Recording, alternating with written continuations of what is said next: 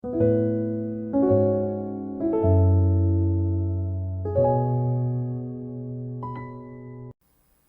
다 같이 경건한 마음으로 하나님 앞에 예배를 드리겠습니다.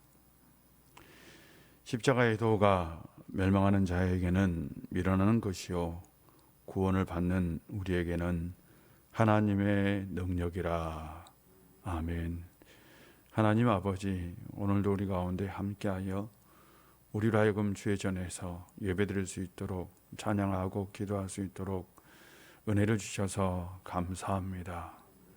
이 시간 우리 가운데 자정하여 주시고 성령의 능력으로 우리의 심령을 깨워 온전히 하나님의 말씀을 듣게 하여 주시고 그 말씀을 붙잡고 이 세상 속에서 승리하며 살아갈 수 있는 저희들 되게 하여 주시옵소서. 성령님, 이 시간 우리 가운데 자정하여 십자가의 도가 우리의 삶의 능력이 되게 하시고 십자가를 붙들고 우리가 살아갈 수 있도록 주여 도와 주시옵소서. 예수님의 이름으로 기도합니다. 아멘. 찬송가 412장입니다. 412장입니다.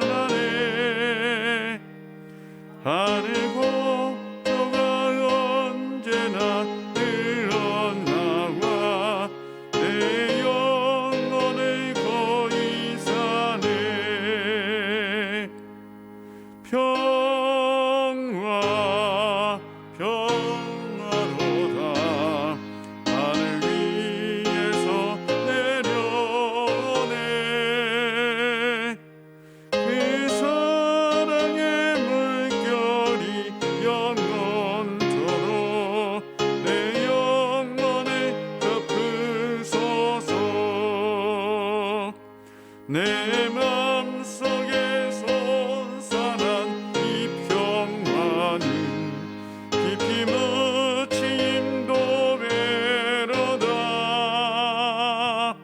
나의 보안을 캐내어 가져갈 자 그 아무도 없으리라.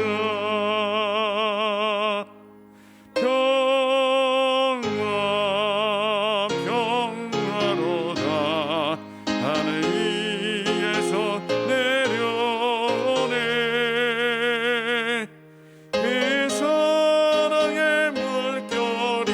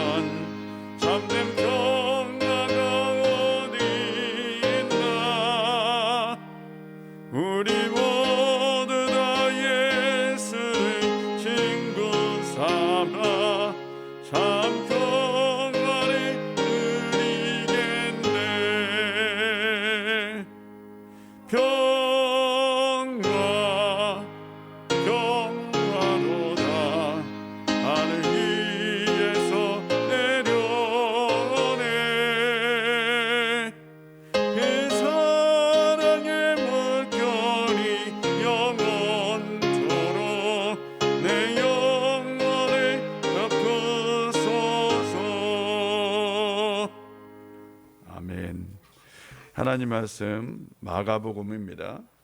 마가복음 6장입니다.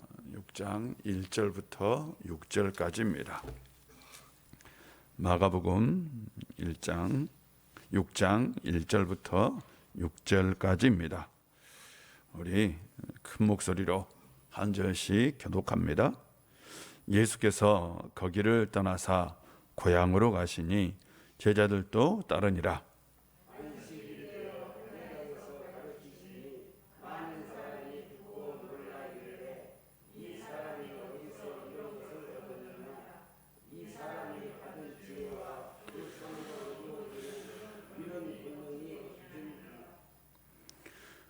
이 사람이 마리아의 아들 목수가 아니냐, 야고보와 요셉과 유다와 시몬의 형제가 아니냐, 그 누이들이 우리와 함께 여기 있지 아니하냐 하고 예수를 배척한지라.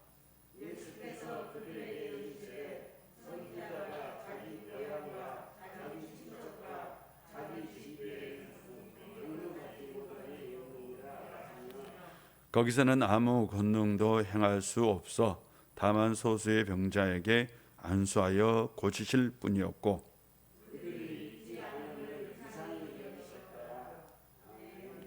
아멘. 하나님의 은혜가 오늘 우리 사랑하는 성도님들에게 함께 하시기를 주의 이름으로 축복합니다. 내일 말씀의 권능으로 살아갑시다. 또한 기도의 권능으로 살아갑시다.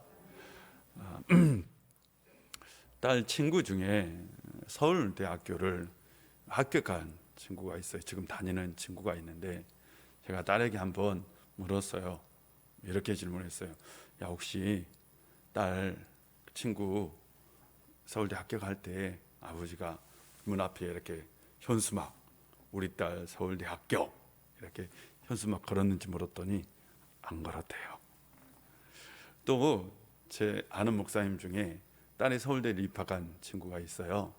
그래서 내가 그 목사에게, 야, 대문 앞에 이렇게 우리 딸 서울대 입학 이렇게 걸어야 되지 않아? 라고 얘기를 했었어요. 야, 요즘 그런 거 아니야 라고 얘기하더라고요. 근데 옛날에는 어땠어요? 옛날에는 많이 그랬죠. 옛날에는 누가 뭐 가게를 하는 분이 뭐 손녀가 서울대 입학했다고 뭐 어땠어요? 우리 손녀 서울대 입학, 오늘 하루 식사 어때요? 오, 그렇죠. 그 정도는 해야지. 오늘 하루 식사? 공짜입니다. 그날은 어떤 날이에요? 개탄날이죠. 예, 참 좋은 날이죠. 네, 좋은 일이 있으면 이렇게 무슨 합격, 그래 또 뭐 탁 붙이고 현수막 붙이고 이럴 때 생각이 나요. 제가 지난번 살던 집이 바로 대학 근처였어요. 바로 대학 바로 옆에 제가 살았어요. 제가 살던 이 아파트 바로 옆에 대학이 있었는데 그 대학 정문에도 현수막이 이렇게 항상 지금도 걸려 있었어요. 아마 지금도 대학들은 그런 것 같아요. 뭐 이런 게 걸어요. 무슨 과 누구 변리사 시험 합격, 또 무슨 과 누구 회계사 시험 합격, 이런 거 붙이더라고요. 아직도 뭔가 좀 자랑하기 위해서 그렇게 붙이더라고요. 그걸 보면서 제가 느끼는 건, 사람들은 뭔가 자랑하는 걸 좋아한다. 특별히 우리 동네에서, 우리 집에서 뭔가 좀 유명한 사람이 나오고, 맞죠? 또 뭔가 좀 큰 인물이 되면 어때요? 자랑하는 거죠. 그렇지 않나요? 자랑해야죠. 이게 사람들이 보통 그런 거죠. 야, 우리 동네에서는 누가 태어났어? 막 이런 자랑 하지 않습니까?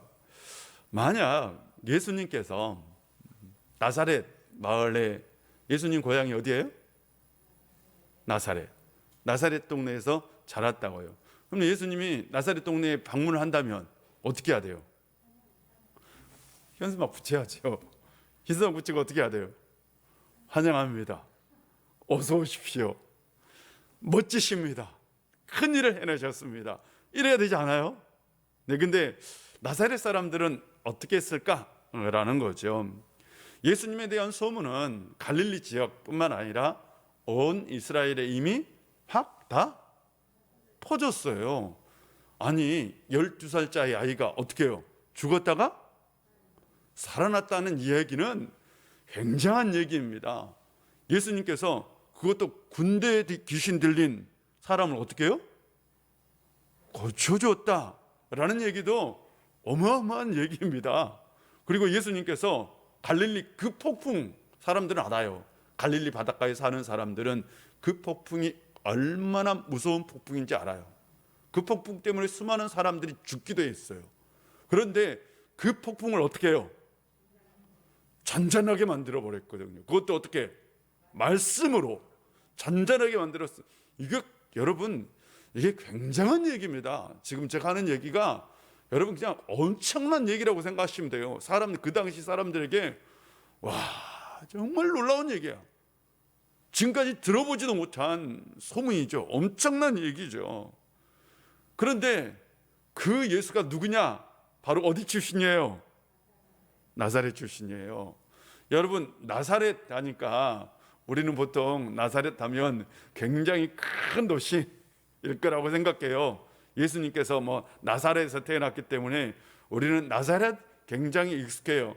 하물며 나사렛 교단도 있고 나사렛 유치원도 있고 우리 애들이 나사렛 유치원 나왔습니다. 이렇게 나사렛이 굉장히 유명한데 실제로 나사렛은 굉장히 작은 동네였어요. 그냥 동네 사람들끼리 다 아는 아주 작은 동네가 바로 이 나사렛 동네였어요. 예수님께서 소문이 다 났단 말이에요. 소문이. 아마 예수님에 대한 소문은 두 가지로 났을 것 같아요. 우리가 이미 마가복음에서 봤지만 예수님에 대한 좋은 소문이 났겠죠. 먼저. 맞아요? 굉장히 놀라우신 분이다. 말씀도 은혜롭고 기적도 행하시고 귀신도 어떻게 해요? 쫓아내시고 바다도 잔잔하게 하시고 죽은 아이도 살리고 어마어마한 분이다 라고. 또 어떤 사람은 이런 사람 있죠. 야, 좀 이상해. 귀신을 쫓아낸 거 보니까 어떻게 했어? 귀신 들렸나 봐. 아니, 나와요 안 나와요? 이물이 이 말씀 나눴어요. 맞죠? 어떤 사람은 야, 미쳤나 봐. 이 소문은 저건 누가 냈을까요? 종교 지도자들, 권력과 힘을 가진 사람들이 예수님에 대해서 좋은 소문을 냈다, 좋지 않는 소문을 냈다? 좋지 않는 소문을 내고, 일반 백성들은 예수님에 대해서 열광했죠. 엄청나게 열광했죠. 열광하다 뿐만 아니라 예수님의 인기는 막 올라갔어요. 예수님의 인기가 막 하늘로 올라갈 그때에 어디를 방문했느냐? 바로 나사렛 고향을 방문했단 말이죠. 그런데 이 나사렛 고향에서 어떤 일이 있었느냐라는 것이 오늘 본문에 나옵니다. 이 고향은 여러분 추억이 깃든 곳 아닙니까? 요즘 좀 고향의 의미가 좀 많이 퇴색된 것 같아요. 그러나 옛날 사람들에게 고향은 달라요. 옛날에는 사람이 한번 태어나면 죽을 때까지 거기서 살다 죽어요. 맞죠? 옛날에는 다 그랬어요. 이주하는 경우가 많지 않아요. 사람들이 이렇게 이주를 한 건 이 지구가 도시화가 진행되고 난 다음에요. 그러니까 근대화 이후 사람들이 급격하게 이동을 하기 시작했어요. 그전에는 다 어디서 살았어요? 그냥 자기가 태어난 곳에서 살다가 그곳에서 대부분 생을 마감했어요. 물론 특별한 경우 고향을 떠나서 도시로 가서 넓은 곳에 가서 일하는 사람들도 있었어요. 그래서 예전에는 고향을 떠난 사람들에게 뭐가 있었어요? 향수병이 있었어요. 맞아요? 들어봤어요? 향수병이라는 게 뭐예요? 고향에 대한 뭐예요? 그리움. 왜 그리워요? 도시의 삶이 척박하니까. 어떻게? 고향에 대한 따뜻함, 고향에 대한 그리움, 고향에 대한 어떤 그 안락함, 편안함, 그거에 대한 그리움이 있어서 그걸 우리는 뭐라 그랬어요? 향수병이라고 얘기했어요. 고향 생각하면 왠지 따뜻하고, 고향 생각하면 왠지 편하고, 고향 생각하면 왠지 그리운 거죠. 물론 사람마다 달라요. 어떤 사람에게는 상처가 있을 수 있고 어떤 사람에게 아픈 기억이 있을 수 있고 어떤 사람에게는 안 좋은 기억도 있을 수 있습니다. 예수님에게 고향은 나사렛은 어떤 곳이었을까요? 예수님에게 나사렛, 태어난 곳은 아닙니다. 맞죠? 예수님이 자란 곳이에요. 분명히 자란 곳이라고 되어 있어요. 그런데 예수님이 나와서 태어난 곳은 그러니까 태어난 곳은 아니지만 자란 곳인데, 이 나사렛에 대한 좋은 마음도 좋은 생각도 있을 수 있었겠고 아니면 좋지 않는 기억도 있을 수도 있어요. 왜냐하면 예수님은 아버지가 있어요, 없어요? 아버님이 지금 이제 공생애를 시작하기 전에 살아 계셨다, 죽으셨다? 살아 계시지 않았어요. 요셉이 언제 세상을 떠났는지 모르지만 예수님께서는 학자들이 추정하기를 아마 그가 가장 역할을 했을 것으로 추정을 합니다. 가장, 그것도 결혼도 하지 않고, 보통 그 당시 유대인들은 20살이 되면 대부분이 다 결혼을 했어요. 근데 예수님은 몇 살까지 결혼하지 않았어요? 30살까지 결혼하지 않고, 그러니까 30살까지 결혼하지 않고 가장의 책임을 10년 동안 다 했다라고 얘기할 수 있어요. 그래서 아마 나사렛에서 아마 요셉이 죽고 그러고 나서 어쩌면 그 일 때문에 가족들이 이주를 했을 가능성이 충분히 있어요. 그래서 성경에는 가버나움을 본 동네라고 기록하고 있어요. 본 동네는 뭐냐? 예수님이 살고 있는 동네라는 뜻입니다. 분명히 우리는 나사렛에서 자랐다라고 알고 있는데 성경은 가버나움을 본 동네라고 기록해요. 그래서 실제로 예수님의 마리아와 그 형제들은 가버나움에서 살았을 것이다. 오늘 본문에도 보면 나중에 나옵니다. 누구 예수님의 네 형제에 대해서 얘기를 하면서 누이들만 어디에 살고 있어요? 나사렛, 이 지역에 살고 있지 않느냐라고 얘기를 해요. 그래서 예수님에게 있어서 나사렛은 어떤 동네인지는 정확하게는 몰라요. 어쩌면 아픔이 있을 수도 있고, 맞죠? 아버지를 보내드리는 아픔, 또한 가장으로 살아야 하는 그 아픔이 깃든 동네이기도 했을 겁니다. 그런데 그 동네를 방문했어요. 어쨌든 사람들은 다 아는 사람이에요, 모르는 사람이에요? 아는 사람이에요. 예수님께서 나사렛에 도착하고 안식일이었을 때에 안식일에서 설교를 하게 돼 있었어요. 왜냐하면 그 당시 회당장이 설교자를 이렇게 직접 설교자를 지명할 수 있었어요. 지난주에 나눴던 그 회당장 야이로의 딸을 고쳐주었잖아요. 그 회당장은 그 당시 회당에서 설교할 수 있는 사람을 지목할 수 있는 권한을 가지고 있었어요. 그래서 그 당시 유명한 납비가 그 동네에 방문을 하면 그분에게 반드시 뭘 부탁했어요? 설교를 부탁했어요. 여러분, 예수님 시대에 회당에서 설교하는 게 굉장히 유용했어요. 그리고 그 중에는 탁월한 설교자들도 많았어요.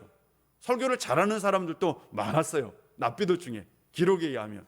우리는 그냥 굉장히 그 시대가 재미없는 시대라고 생각할. 아니, 회당 예배가 생각보다 재미있고요.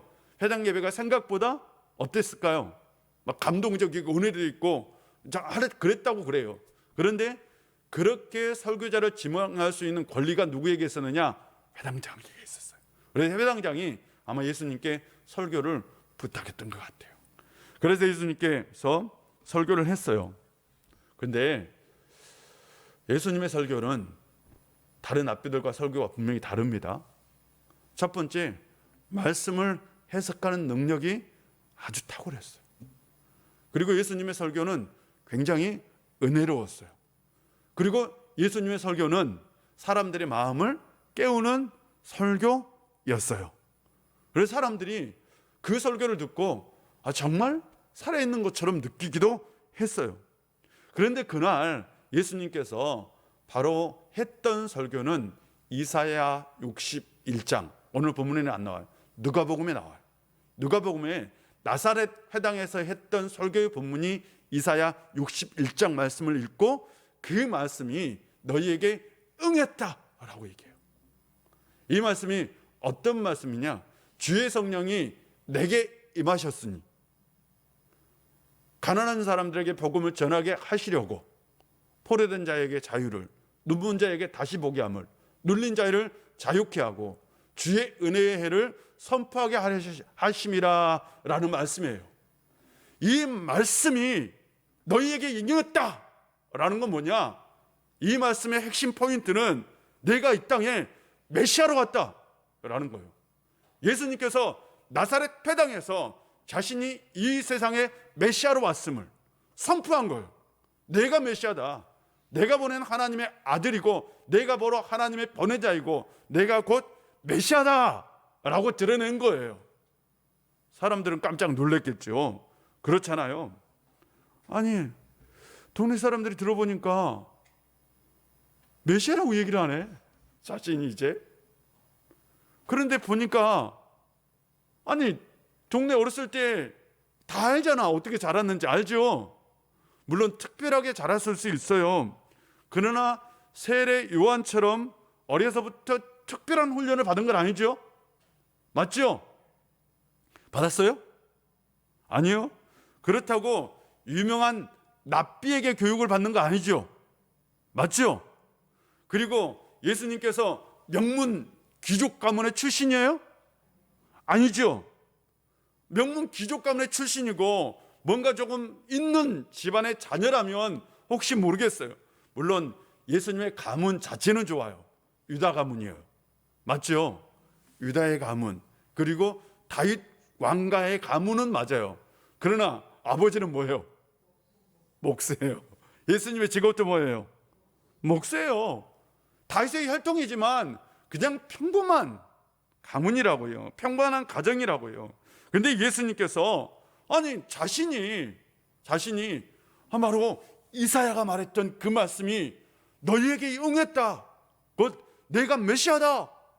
이 말씀이거든요. 그래서 사람들이 이제 그 말씀을 듣고 있는 사람들이 야, 마리아의 아들, 그 마리아의 아들 목수가 아니냐? 예수님의 직업은 뭐였어요? 목수죠. 마리아 아들 목수? 목수인데?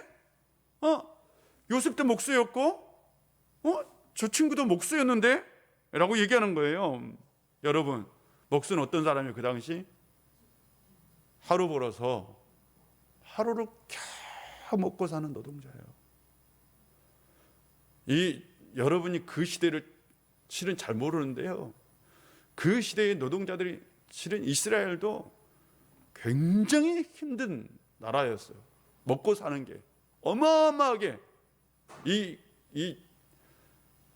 우리가 일제 35년을 살았죠. 그때 일제 35년 어떻게 했어요? 이중 과세예요. 일제 35년 시대는 어떠냐면 일본에다도 세금을 내고 국가에다도 세금을 낸다고 생각하면 돼요. 이해가 되시죠? 그 당시 이스라엘이 로마의 속국이었어요. 그러면 그 당시 유대인들은 세금을 어떻게 내느냐? 로마에 내는 세금이 있어요. 맞죠? 있어요, 없어요? 있어요. 그리고 나라, 정부를 위해서 내는 세금이 있을까요, 없을까요? 있어요. 그리고 하나 더 있어. 뭐가 있어요? 종교세가 있어요. 성전에 내는 세금도 있었어요. 성전에 내는 세금도 있다고요. 특별히 그 당시 지주들이 걷어가는 세금이 어마어마했어요. 그래서 이 노동자들의 삶이 엄청나게 고단한 삶이었어요. 지금도 마찬가지잖아요. 이 시대의 노동자들의 삶이 얼마나 비참해요. 부자들이 비하면 정말 비참하게 사는 것 아닙니까? 시급 9,000원요. 겨우 한 사람이 빠듯하게 살아갈 수 있는 시급이잖아요. 그런데 시급 9,000원으로 4인 가족이 살 수는 없잖아요. 살 수 있어요? 집사님, 시급 9,000원으로 4인 가족이 살 수 있어요? 없는 세상이잖아요. 예나 지금이나 실은 별반 달라진 건 없는 거죠. 목수의 아들이, 여러분, 이 땅에 만약 목수의 아들이 있다면 목수의 아들이 대통령이 될 수 있을까요? 아마 불가능할 거예요. 그런데 목수의 아들이 내가 메시아다고 얘기하면 누가 믿겠습니까? 노동자의 아들, 천한 노동자의 아들이 내가 메시아다라고 얘기하는데 누가 믿어요? 아무도 믿을 사람이 없어요. 그래서 이렇게 얘기합니다. 야고보와 요셉과 유다와 시몬의 형제가 아니냐? 그 누이들이 우리와 함께 여기 있지 아니하냐라는 거예요. 이 얘기죠. 내가 다 아는데 형제들 야고보, 요셉, 유다, 시몬, 그리고 그의 누이들. 아마 예수님 바로 밑에 누이였는지 몇 번째가 누이였는지 모르지만 그 누이들은 시집을 가서 나사렛에 그대로 살고 있었던 것 같아요. 내가 저의 지금 말하고 있는 아버지도 알고 어머니도 알고 형제들도 아는데, 그런데 그가 뭐라고 얘기해요? 메시아다라고 얘기하는 거예요. 다시 말씀드리지만 당시 유대인들은 메시아가 오면 아주 특별한 가문에서 올 거라고 생각해요. 그리고 굉장히 귀한 왕족 가문, 아니면 정치인의 가문에서 태어날 것이라고 생각했어요. 왜 그랬을까요? 그들은 그 당시 메시아에 대한 꿈, 소망이 있었는데 그 메시아는 어떤 왕이냐? 왕의 왕. 메시아는 쉽게 말해서 메시아는, 그들이 생각하는 메시아는 정치를 하는 사람이었어요. 우리가 기독교에서 정치에 대해서 굉장히 부정적인 의미를 가지고 있지 않습니까? 그런데 실은 바른 정치가 세상을 바꾸죠. 바른 정치가 나라를 살리죠. 바른 정치가 백성을 이롭게 하죠. 바른 정치가 의를 만들어내는 거죠. 그런데 그 시대는 어땠어요? 백성들이 살기에 너무나 힘들단 말이에요. 그러니까 사람들이 어떤 걸 원했냐? 바른 정치를 알 수 있는 지도자, 곧 왕을 원했던 거예요. 왕들이 바른 정치를 하지 않기 때문에 바른 정치를 하는 사람을 필요로 했어요. 그래서요, 정치가 죽으면 정의가 죽고요, 정치가 죽으면 나라도 죽고요, 정치가 죽으면 백성도 죽어요. 반대예요. 그러면 정치가 살면 나라도 살아요. 정치가 살면 의로운 나라가 돼요. 정치가 살면 백성도 살아요. 그런데요, 그들은 어떤 메시아를 원했느냐? 바로 그런 메시아를 원했어요. 정치를 잘할 수 있는 메시아. 정치를 잘할 수 있는 메시아는 어디서 와? 귀족 가문에서 온다고 생각했어요. 명문 가문에서 온다고 생각했어요. 그러니까 예수님을 받아들일 수 있어요, 없어요? 없어요. 불가능해요. 아니, 목사 아들이 세상을 어떻게 고쳐요? 목사 아들이 정치를 어떻게 해요? 할 수가 없지요. 당연히 할 수 없다라고 생각했어요. 그래서 그들은 이렇게 얘기합니다. 문제가 하나 생겼어요. 어떤 문제가? 이 사람이 어디서 이런 것을 얻었느냐? 이 사람이 받은 지혜와 그 손으로 이루어지는 이런 권능이 어찌 됨이냐? 아니, 예수님의 말씀을 들어보니까 말씀이 너무나 탁월한 거예요. 말씀이 너무나 능력이 뛰어나. 그래서 어렸을 때부터 납비 교육을 받은 것도 아니고, 어렸을 때부터 유명한 납비에게 교육을 받은 것도 아닌데, 아니, 저 권능이 어디서 왔지? 라고 묻는 거예요. 뿐만 아니라 귀신을 쫓아내는 능력, 뿐만 아니라 병 고치는 능력, 그 당시 누구도 따라잡을 수 없는, 누구도 흉내낼 수 없는 탁월한 말씀의 능력을 가지고 있었고, 사람을 고치는 능력을 가지고 있었습니다. 맞죠? 지금까지 이런 사람을 본 적 있어요, 없어요? 여러분, 지금까지 이런 사람을 본 적 있어요, 없어요? 없어요. 동네 사람들이 보기에 지금까지 이런 일을 들어본 적 있어요, 없어요? 없어요. 이런 능력을 가지려면 어렸을 때부터 누구처럼, 세례 요한처럼 어디 가서 광야에서 훈련을 받든지 어디서 훈련을 받든지 반드시 훈련을 받아도 부족해. 이렇게 할 수 없어. 근데 예수님은 30년 동안 누구로 살았어? 목수의 아들로, 목수에 살았는데, 아니, 엊그제까지만 해도, 몇 개월 전만 해도 보았던 사람인데, 맞죠? 그런데 메시아라니, 탁월한 능력을 가졌다니 도저히 이해할 수 없는 거예요. 그래서 그들 안에 뭐가 생겼냐? 갈등이라는 게 생깁니다. 맞죠? 갈등이 생겨요, 안 생겨요? 생기죠. 현재 드러난 새로운 지식과 과거에 내가 가지고 있었던 과거에 대한 지식이 어떻게 해요? 충돌한 거죠. 누구 안에서? 동네 사람들 안에서. 내가 이전에 알고 있었던 예수와 새로 드러난 예수의 모습이 지금 그들의 내면 안에서 어떻게 했어요? 충돌이 일어난 거죠. 기존의 생각과 현재의 사실이 충돌하기 시작한 거예요. 이건 우리 안에 자주 일어나는 충돌이기도 합니다. 맞죠? 충돌이 일어납니다.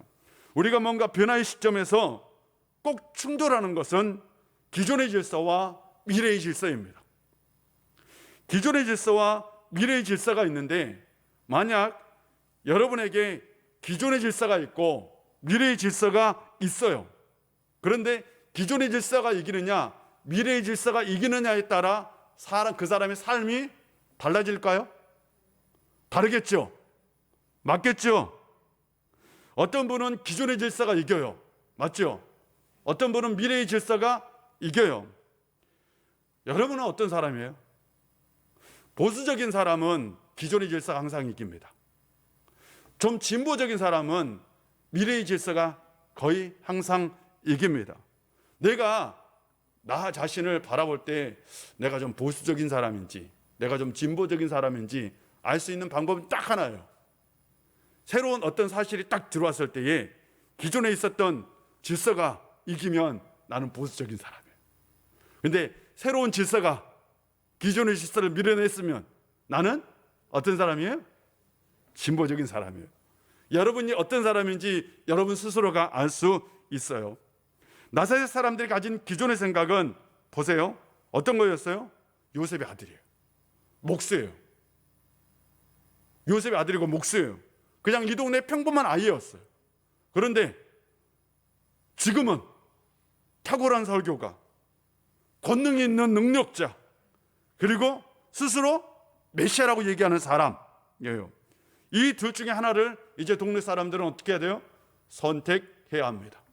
그렇다면 동네 사람들은 어떤 것을 선택하느냐에 따라 그들의 삶, 그들의 운명이 달라지겠죠. 맞죠?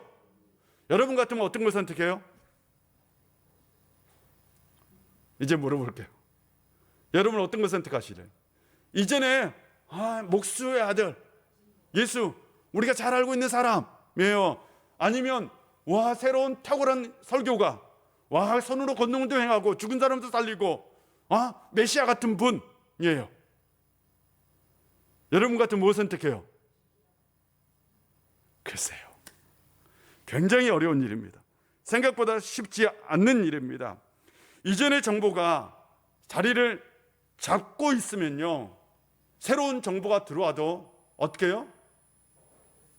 그걸 받아들일 수 있어요, 없어요? 없어요.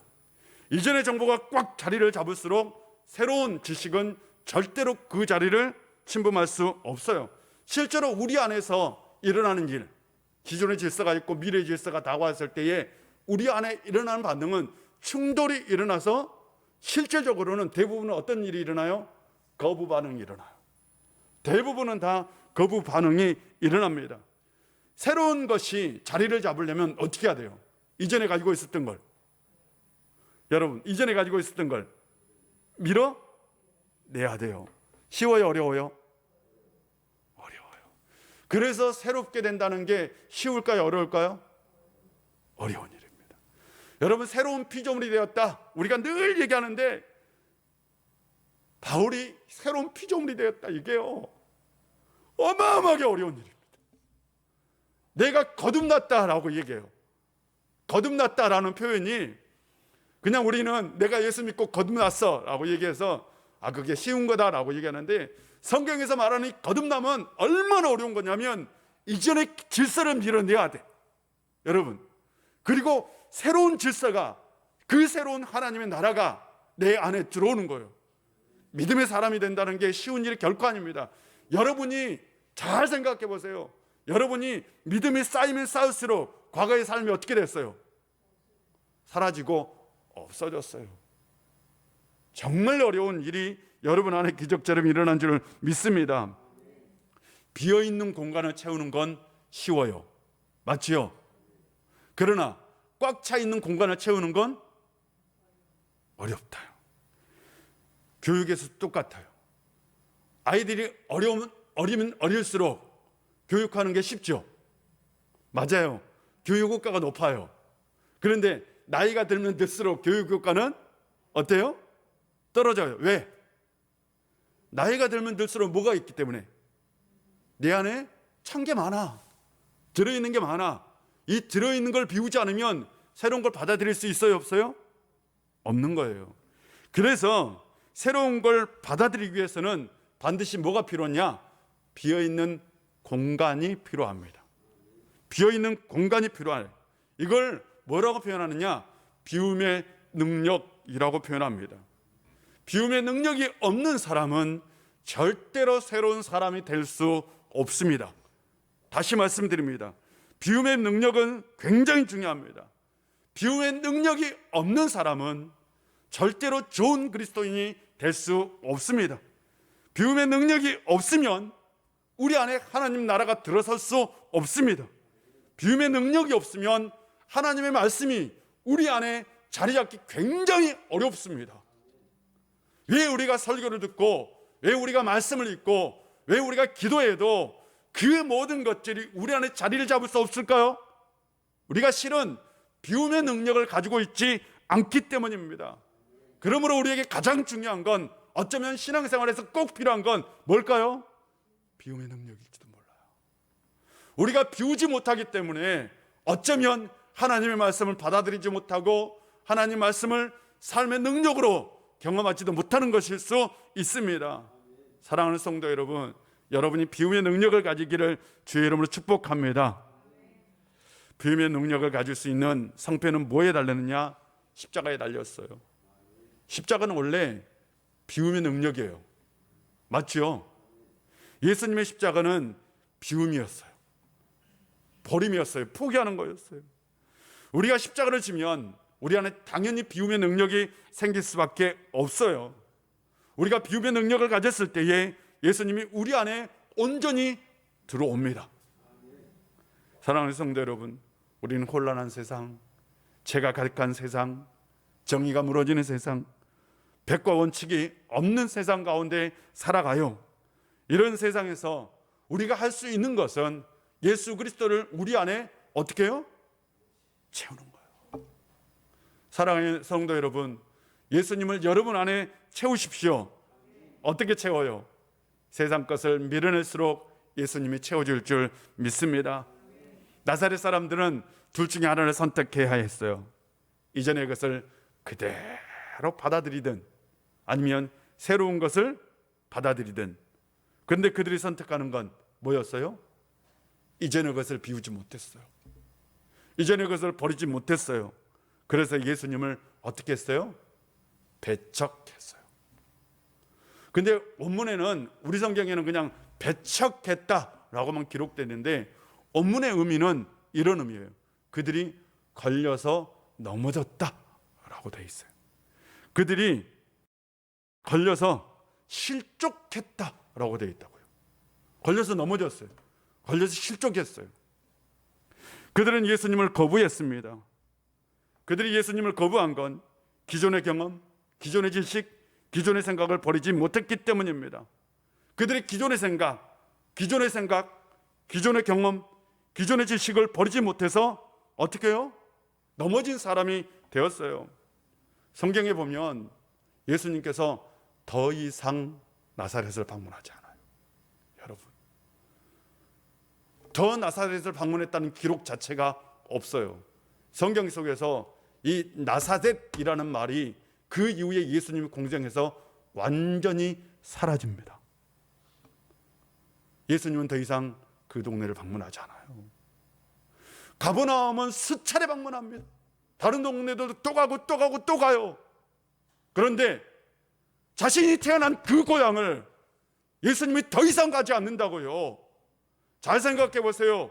그 나사렛은 어떤 동네입니까? 예수님께서 태어난 동네야. 메시아가 태어난 동네, 복된 동네죠. 아닌가요? 정말 멋진 동네 아니에요? 정말 아름다운 곳이죠.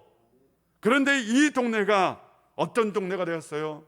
영광스러운 동네가 수치스러운 동네가 되었네. 왜요?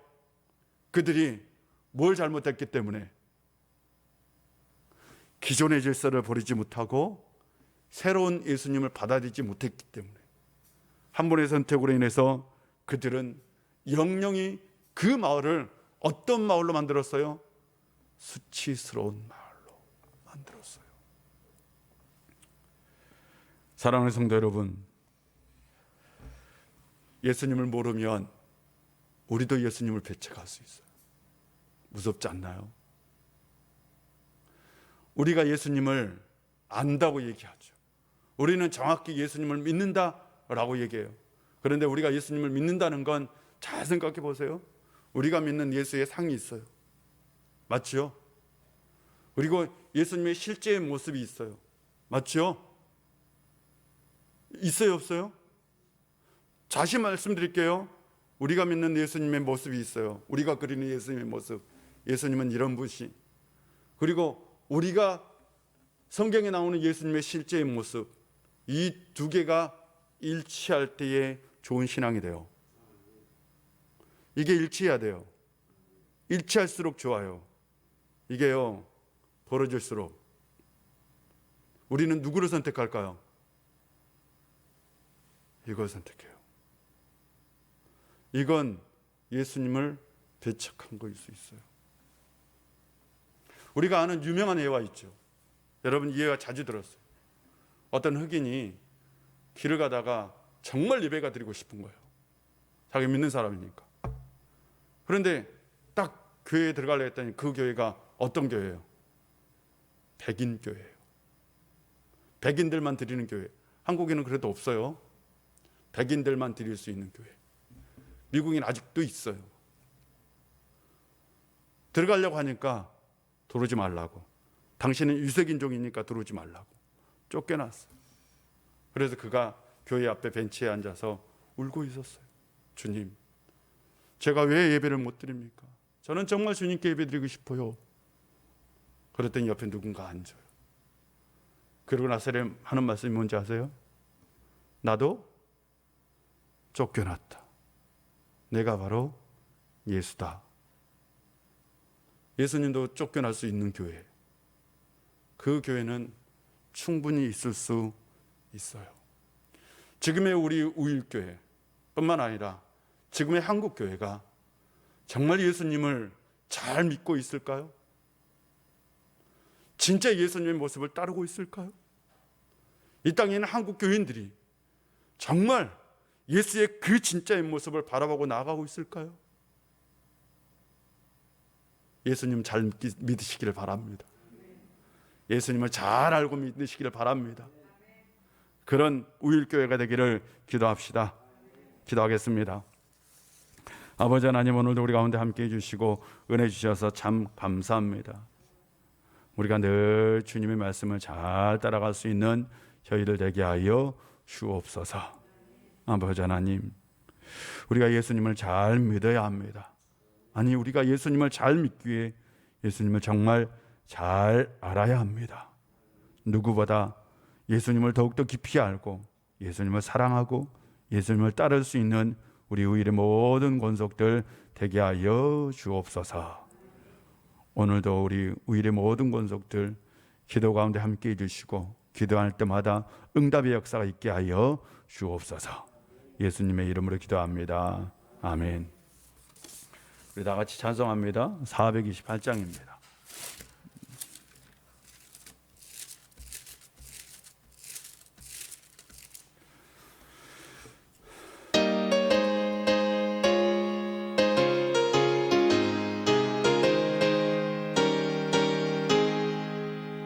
내 영혼의 햇빛 비치니 주 영광 찬란해. 이 세상 어떤 빛보다 이 빛 더 빛나네. 주의 영광 빛난 광채 내게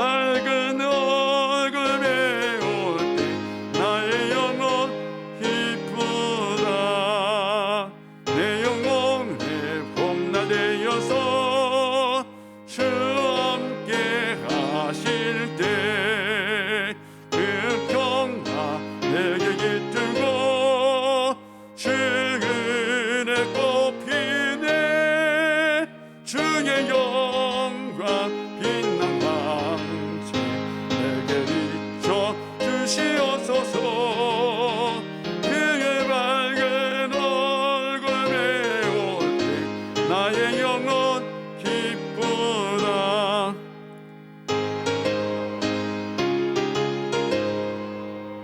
큰 소망 넘치네 주 예수 복을 주시고 또 내려주시네 주의 영광 빛난 광채 내게 비춰 주시옵소서 그 밝은 얼굴 배울 때 나의 영혼 기쁘다. 아멘. 우리 다 같이 주기도문 합니다. 하늘에 계신 우리 아버지, 아버지의 이름을 거룩하게 하시며 오게 하시며 아버지의 뜻이 하늘에서와 같이 땅에서도 이루어지게 하소서. 오늘 우리에게 일용할 양식을 주시고 우리가 우리에게 잘못한 사람을 용서해 준 것 같이 우리 죄를 용서하여 주시고 우리를 시험에 빠지지 않게 하시고 악에서 구하소서. 나라와 권능과 영광이 영원히 아버지의 것입니다. 아멘.